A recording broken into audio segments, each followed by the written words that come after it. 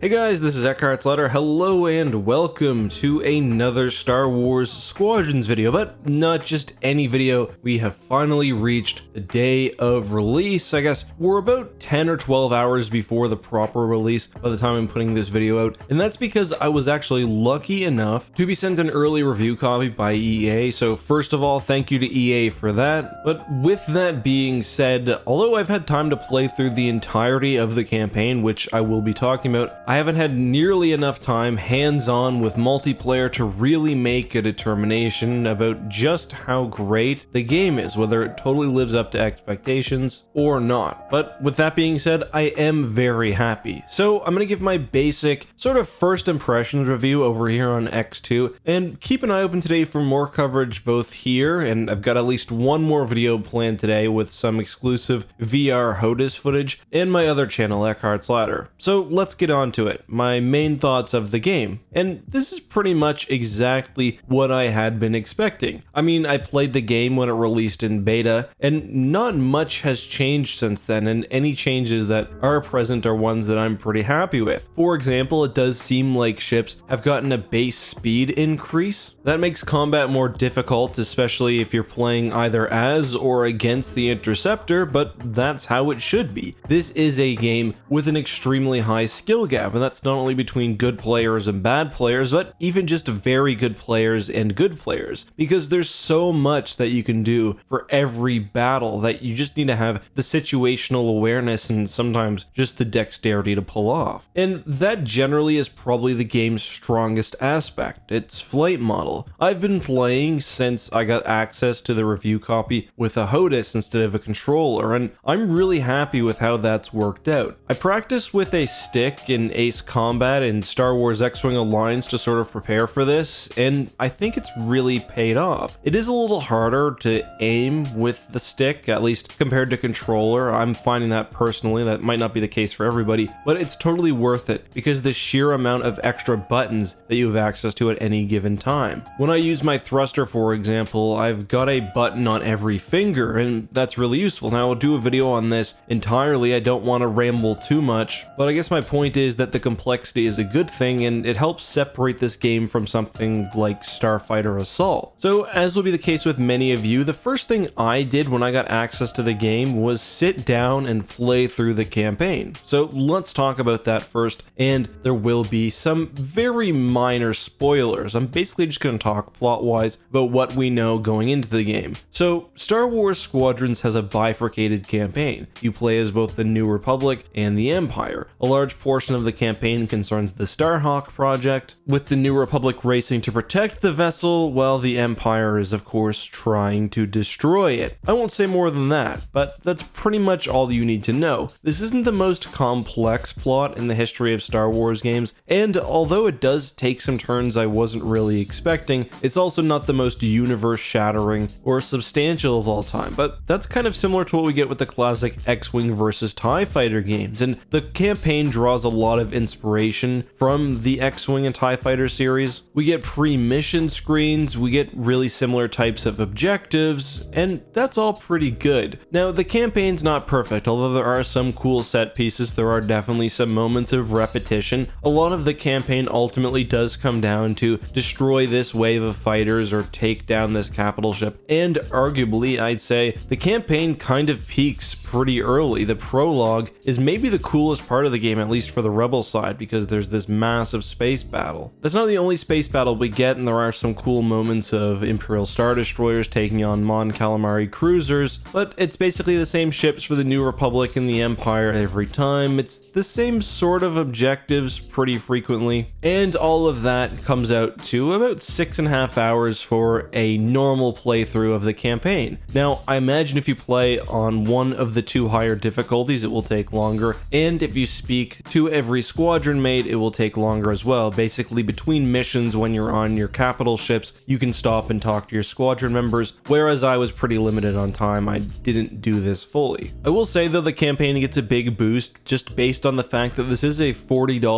multiplayer focused game, and the campaign has a good story. It's not phenomenal, but it is good. It's fun. You go to lots of different locations and some really cool ones, and probably best of all for the game, it does a phenomenal job of introducing you to the important gameplay mechanics that you'll need in multiplayer. I mean, it will straight up run you through attacking capital ships, how to use advanced maneuvers like for ties, the emergency power shunt, or the thrust and boost, or specific targeting filters. These are all things that I didn't really learn when I played the game before, just because they're really hard to learn on your own. The emergency power shunting for TIE fighters is something I experimented with a little bit, but playing the campaign, I learned it fully, and it's an absolute game changer. This is one of the features I will 100% be doing a video on in the next few days. So just to summarize my thoughts on the campaign, it's actually longer than I expected, and it's certainly long enough. It doesn't overstay its welcome because, let's be honest, while it is good, it's not particularly phenomenal, but I am looking forward to giving it a second playthrough on stream, and I think it'd be really cool to play through in VR. I only got to go through one level to capture footage for a video I was doing. The main draw for Star Wars Squadrons, of course, is multiplayer, and the great thing about this game is that the foundations and the basics are just really phenomenal. Everything that this game uses to build up its multiplayer is so solid. Flying feels really good. The game is pretty much 100% based off of player skill. There's no microtransactions. You can unlock everything by just playing. There's different viable craft and strategies. All of that is great. I think the main problem that people will be having with Squadrons is just how much content there is. Now, I think there's enough because I really enjoy the game a lot, but if we look at it, there are only 2 game modes in Squadrons. This is something we've known for a while. There's dogfight and fleet battles. Both of these game modes each only have 6 maps, and I believe the maps are essentially the same, just framed slightly different. Like, the dogfight modes will be a specific part of the larger fleet battles map. This is something I can see people having a problem with, especially if they forget that this is a $40 game without any microtransactions. And the question that I can't answer yet is whether the game is deep enough to sort of maintain longevity given the sort of limited content. And there are games that can do this. There are games that, despite only having a few maps or 1 or 2 game types, are still massively popular because they are unique, like I think Squadrons is, and because they play so well. I'm really hoping that that's the case for this game, but even more, I'm hoping that the community comes through and supports this game enough to the point where EA and Motive decide maybe it is worth building some more content for Squadrons. Because Ian Fraser has consistently said that, well, DLC is not planned. If the community supports the game, obviously nothing is on the table. And I will say, he sounded a bit more hesitant when asked about this a few months ago at the beta event. Somebody asked him this question specifically at the review event we did when we got the game, and I could be imagining this, but he seems a lot more open to the possibility. I don't know, I know this is a rambling video, but I don't want to go too much longer, and let's try to sum up my thoughts here. Just generally, this game is amazing. It's pretty much everything that I've wanted in a Star Wars video game. The gameplay is absolutely phenomenal. The people that made this game care a lot about flight simulators and Star Wars games in particular. You can basically see the roots of X-Wing and TIE Fighter running through this thing very clearly. And as I said, the foundation for Star Wars Squadrons is absolutely phenomenal. This, I would say, is the opposite of how I felt about Battlefront 2. That game looked pretty, it had cool maps and cool experiences, but the core gameplay I thought was really bland and disappointing. In this game, you've got the core gameplay, and I think you've got most of the experiences you want. The main question really, and the question you'll have to ask yourself before picking up the game, is does a 7-hour campaign and 2 multiplayer modes warrant the $40? For me, that is an easy yes. I will be playing a ton of multiplayer for this game. If people are playing it, I can see myself playing this game for a year or more. I mean, look at Starfighter Assault, but all of this sort of, I need more time with. I need more time with multiplayer. I only got to play for about 3 hours, probably less. And even that was under a pretty limited situation. There were only about 40 or 50 people, I would guess, in the matchmaking, so it was very, very difficult. We couldn't do squad-based matchmaking. We couldn't communicate with team members very well. That's what I'm really looking forward to, and that's what we'll be covering in videos in the months and hopefully longer on EcksToo. all in all, I'm super impressed with Star Wars Squadrons. It's really a dream come true to play, and I think you guys will enjoy it, if you think you will. This is a game that pretty much puts itself out there. There's no hidden microtransactions. You know what the gameplay is. You know exactly how much content there is. Make the decision for yourself whether you want to pick up the game. If you are a fan of flight sims in Star Wars though, I think this is one game that you should really support. That's all for me today though, guys. At least in this video. I've got lots more Squadrons content planned. I've either got a video coming out before or after this, as I mentioned, taking a look at the game with full HOTAS and VR, which is really cool. And we'll also be doing our first multiplayer live stream tonight. The game goes live at 12 UTC. However, because I do have that review copy, I will be able to go live a couple hours earlier tonight, so just keep an eye open. Anyway, until next time guys, please be safe, have fun, and until next time, may the Force be with you.